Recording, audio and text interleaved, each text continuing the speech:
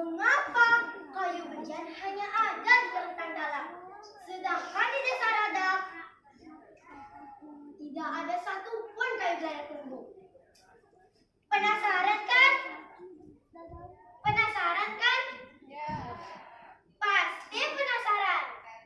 Mari kita dengarkan kisahnya. Pada zaman dahulu, di sebuah daerah Kalimantan Barat telah berdiri sebuah kerajaan seberang di sungai persimpangan antara Sungai Kapas Besar, Anak Sungai, dan Sungai Landak. Kerajaan tersebut hendak membangun tempat ibadah yang megah. Akan tetapi, oleh karena persediaan kayu belian yang mereka miliki hampir habis, maka kerajaan tersebut meminta bantuan kepada kerajaan-kerajaan lain untuk mengirimkan bantuan dengan harga yang murah. Sang raja pun memerintahkan utusannya untuk kumpul di aula utama kerajaan sambil berkata, "Kirimkan surat permintaan ini ke seluruh kerajaan di sekitar kita. Dan ingatlah, jangan paksa mereka jika mereka tidak mau." Kata raja kepada semua utusan kerajaan. "Ampun penjara yang mulia, apabila kita tidak mendesak. Hamba khawatir jika tidak ada yang ingin menolong kerajaan ini," kata Dato' Penasehat kepada sang raja. "Dato' Penasehat, beta tidak ingin tempat ibadah dibangun dari hasil paksaan." Tugas sang raja, Dato' Penasehat. "Ampun yang mulia, hamba mengerti. Segala titah raja akan kami laksanakan." Akhirnya, Dato' Penasehat pun memutuskan utusan kerajaan untuk segera berangkat. Dari semua kerajaan yang turut membantu, hanya kerajaan Radak yang memiliki sifat kikir dan ego yang sangat tinggi. "Ampun yang mulia, ada surat dari kerajaan seberang," kata utusan tersebut kepada sang raja. "Apa itu? Kau sajalah yang baca," kata sang raja sambil bersandar di sebelah sananya. "Baik yang mulia. Di sini tertulis bahwa kerajaan seberang meminta bantuan kepada kita untuk mengirimkan kayu belian dengan harga yang murah. Murah. Mendengar isi surat tersebut, sang raja tertawa terbahak-bahak. "Apa mereka bercanda? Lebih baik beta jual ke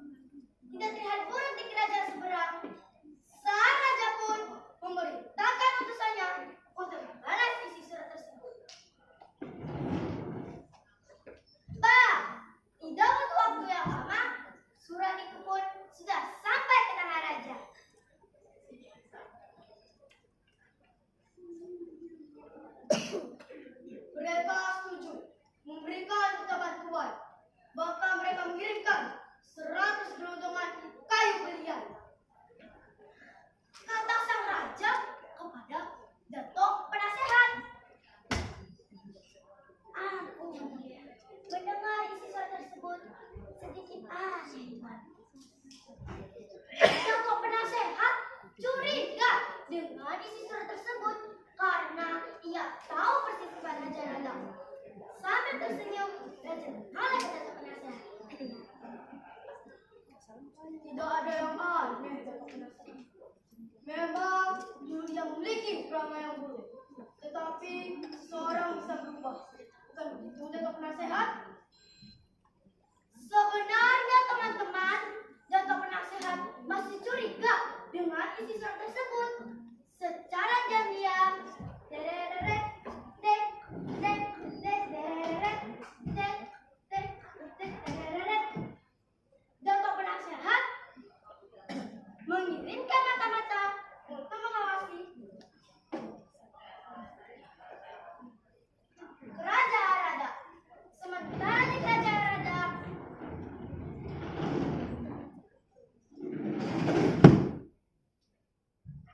tada! Telah dipesan kapal untuk kerajaan seberang. Aku yang mulia, semuanya sudah disiapkan secara matang. Kata utusan tersebut kepada sang raja sambil tersenyum licik dan berpesan, ingat, selalu waspada, jangan sampai menimbulkan kecurigaan. Akhirnya,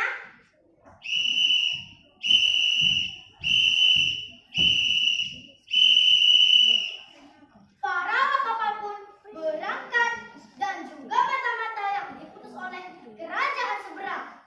Dayong-dayong, kapal didayong, dayonglah sampai laju melaju. Sesampai di cabang sungai, kapal malah menuju ke arah kiri yang berlawanan arah dari kerajaan seberang. Setelah sampai di dermaga yang tua, kapal pun berhenti. Ternyata sudah ada kereta yang cukup besar dari kerajaan barat yang membeli semua kayu tersebut. Nakoda kapal pun menyuruh para awak kapal untuk naik ke perahu kecil.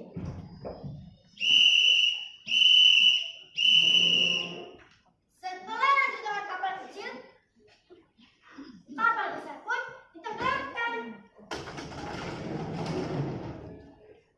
Nah, agak tidak terasa seolah-olah terjadi perampokan. Setelah sampai di kerajaan seberang, utusan tersebut langsung bersimpuh dan raja. Ampun yang mulia, ampun yang mulia, ampun. Ampun kami yang mulia. Kapal kami telah dibajak di tengah-tengah perjalanan. Kata utusan tersebut dengan wajah penuh dusta. Sepertinya kita tidak perlu bertanya karena sebelumnya kalian sudah mengirimkan kayu yang cukup banyak. Walaupun telah dibajak, sampaikan terima kasihku kepada raja kalian atas niat baiknya. Setelah utusan itu pergi, Dato' Penasehat pun menghampiri sang raja. Ampun yang mulia, bukankah di wilayah kita jarang sekali terjadinya perampokan? Kata Dato' Penasehat kepada sang raja. Jarang bukan berarti tidak ada. Semoga mereka tidak mengharapkan beta.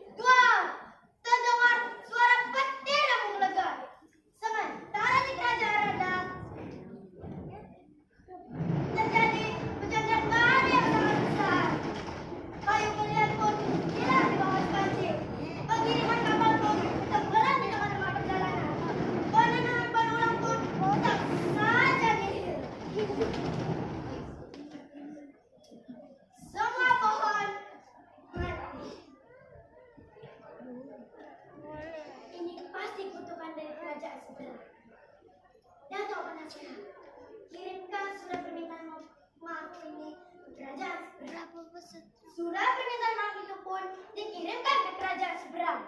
Tidak butuh waktu yang lama, surat balasan tersebut sudah sampai ke tangan raja.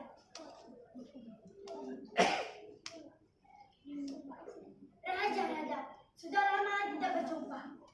Beta senang engkau menyadari kesalahan. Jadikanlah ini sebagai pelajaran untuk tidak mengkhianati kepercayaan orang lain. Dan beta akan belajar dari kesalahan beta untuk tidak memusnahkan sesuatu dari kamar semata. Apa isi dari surat tersebut memang benar adanya. Diceritakanlah peristiwa itu kepada orang-orang dan berharap tidak ada lagi kerja seperti itu. Sekarang di Kalimantan Barat, tepatnya di Desa Radak, Kecamatan Terentang, tidak ada lagi kayu belayan tumbuh kecuali terentang dalam. Ada penghikmat dari kisah ini.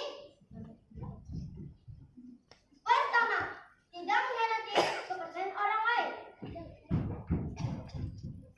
Yang kedua, tidak memusnahkan sesuatu dari kamaran semata. Sekian dari cerita saya. Terima kasih. Wassalamualaikum warahmatullahi wabarakatuh.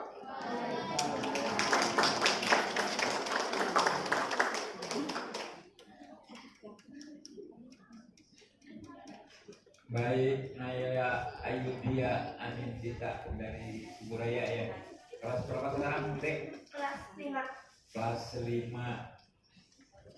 Dari kelas 4 naik kelas 5 ya. Ya. Di sekolahnya ada perpustakaan nggak? Ada. Ada. Suka ke perpustakaan? Suka. Kalau buku tadi itu yang ditunjukkan itu punya siapa?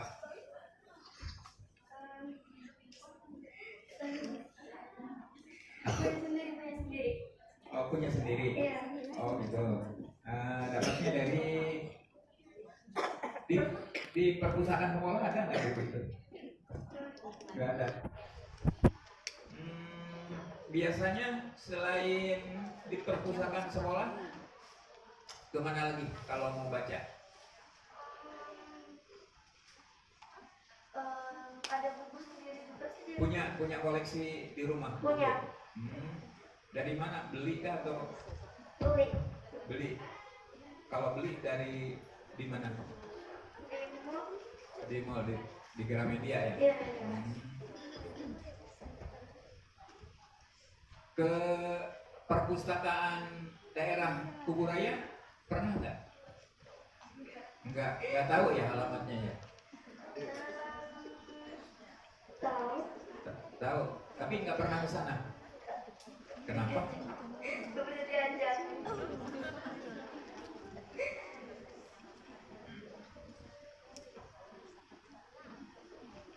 Di perpustakaan sekolah banyak bukunya, Banyak. koleksinya ya. Oh gitu. Yang pengelola perpustakaannya ibu atau bapak? Ibu. Ramah nggak? Suka senyum gitu? Atau galak? Kadang galak, kadang enggak sih.